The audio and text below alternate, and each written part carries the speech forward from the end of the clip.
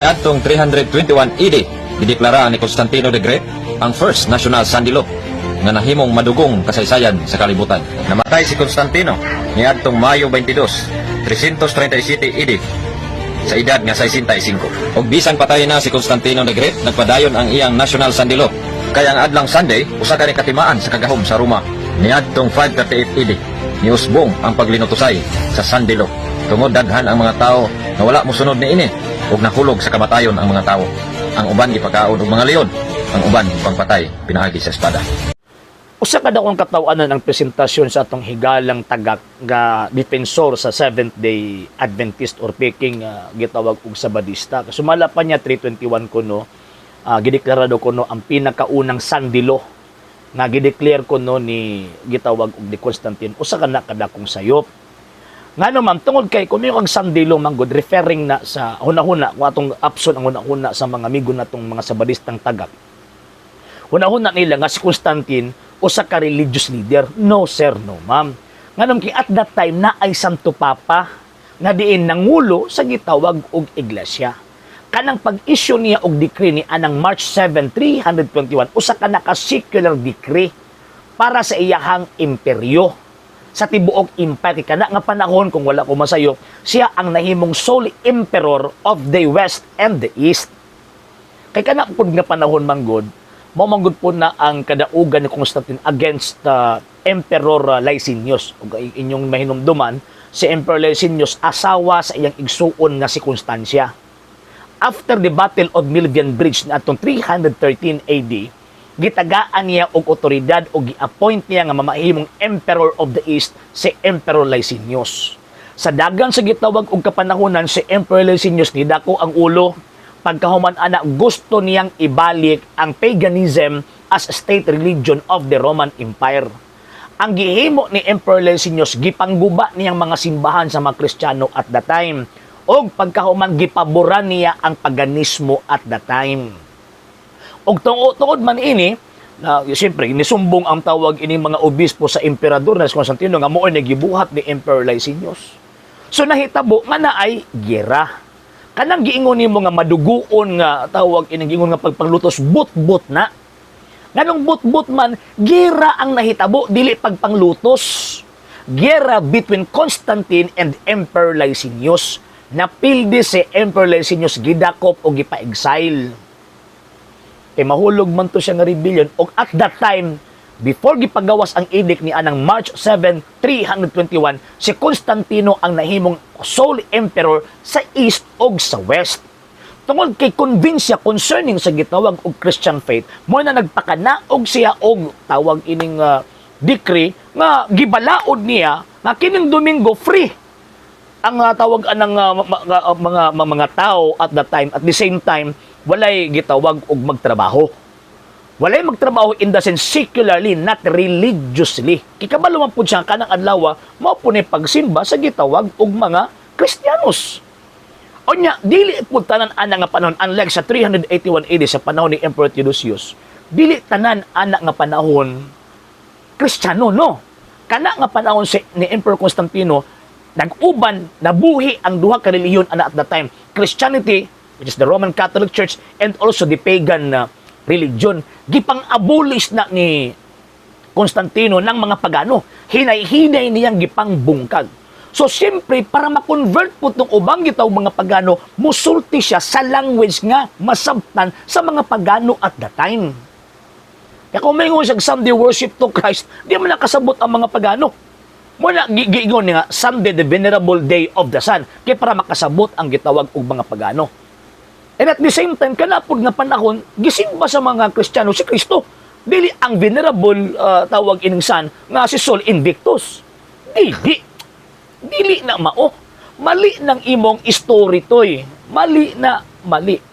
Second, kana siya nga tawag ining nga portion sa gitawag og kasaysayan. Si Constantine, ang iyahang gitawag og pamunuan, paborado siya sa mga Kristiyanos. So, ang iyang decree nga secular, purely lang yun na para dito sa secular authorities. Wa siya manghilabot sa religious matters.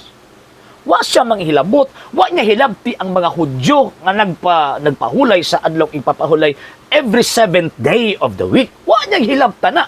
Never nag-decree si Constantino nga i-abolish ang 7th day Sabbath. No sir, no ma'am. Wa pud siya gipamatay nga mga Kristiyano at that time nga nagsunod sa 7th day Sabbath. Wala. Huna, damgo na ninyo, resulta na sa inyo ang imagination. Dili na mooy nakabutang sa mga dokumento. Sandi ko no, timaan ko no sa kagahom sa gitawag og Roma. Ato na pong tawag ining balikon, mga sir ug mga ma'am, dako ng butbot.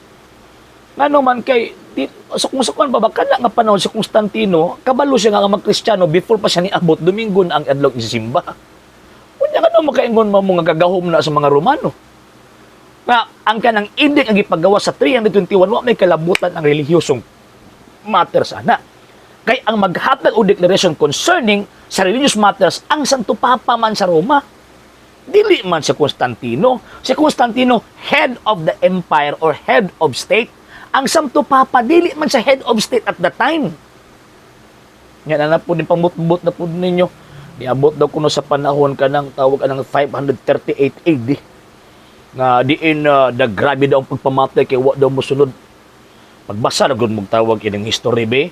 E katawanan kay na inyo hang tawag inang gipresent ba kana nga panahon na ni Emperor Justinian. Kana nga panahon ang mga Vandals o Goths halos ang tibuok Western Empire, even ang Eastern Empire ginakonkir na sa mga barbaro. Kana nga panahon madaugon si Emperor Justinian at the time. So gisulong niya gipangtawag anang gipangbawi to niyang dati nga kanang ginsakpan sa gitawag og Roman Empire. Giretain ang balaod ni Constantine. Nganong giretain Manila kay mao man ang makahatag kay gumot god, di ba? Mga barbaro god. Ang iyang tawag ini mga kalaban, simple kung makigira ka na gini mga matay. So paggira na ani mga matay at the same time ang mga barbaro way giilang adlaw sa pagsimba mao na ilahang giduso. Ngano man kay even Emperor Justinian nahimong nakalaban niya si Pope Vigilius. Nahimong tawag ang nagipang-suppress pero sa kalaunan sa kadugay nakita niya nga importante ang gitawag og pagtuog gisuportaan niya ang tawag inang simbahan. Pero wa sila gipanglutos ana nga oro tawag ang nagipamatay din nga nagtuman sa adlaw ipapahulay kanang giingon ninyo nga mga Kristiyano kuno nagtuman sa adlaw ipapahulay. Wala oy ki at that time boy Kristiyano din ha nga nagtuman sa adlaw ipapahulay. Katuanan man ni mga tawhana. Modo kuno na ang pagsugod tanawang title Dark Ages. Nagsugod ang Dark Ages dili 538, nagsugod ang Dark Ages 475, 476. Unya kanang Dark Ages dili na pagpangluto sa pagtuo. Ang Dark Ages buti po ipasabot ana darkness of intellectual or darkness of intellect or intellectual darkness rather. Buti pasabot way tamang gobyerno. Kay inyong una-una sa Dark Ages pagpamatay pataka naman taon mo. Pagbasa lagi mo kasaysayan, lagi di magpataka abal kay oras og mapangka mo, ulaw kayo na. Nagtudlo ba mo sa social media? Naamang tayo mga secular books concerning anang nga history. Pero natingala ko ba, kusog kayo magkutlo Constantino, kusog kayo magkutlo ni Emperor Justinian sa mga edict, mga decrees nila, pero di gino kakutlo kung kinsay founder sa Iglesia Katolika. Di ba? Diya palang daan, wala na eh. Paso na yung daan. Sa kana pa lang gitawag og argumento. So binutbot na ha, mga sir ug mga ma'am, di na tinuod. Kanang ilang gipangyawit, gipanglutos ang mga nagtuman sa adlaw ipapahulay. Bot ninyo. Tagahaid ko ninyong tawag anang gisunod kasi sayan be. Nga kana nga pa ilabi na sa eastern part sa panahon ni Emperor Justinian. Tagahaid ko ninyong tawag anang dokumento nga naay mga Sabbath keepers din nga mga Christians nga sorry mo na gilutos ang gipamatay nila. Damgur na ninyo. Resulta na sa nadaot nga una-una sa inyong founder. Sa hindi pa po nakapag-follow sa mga pages po natin, i-follow nyo po yung mga pages po natin. RJ Horolanciano II, TV Apolia Punto Argumento page, Kuya Apologies TV page, and RJ's Vlog 2022. And pwede rin po kayo mag-send po dyan ng Facebook stars. And also, sa ating po mga channels. Sa hindi po nakapag-subscribe, subscribe po ninyo yung mga channels natin: Dalay Catholic, Apologist International Official, RJ Sano de Second TV, Kuya Apologist TV, and Barrio Kawayan Religious Forum.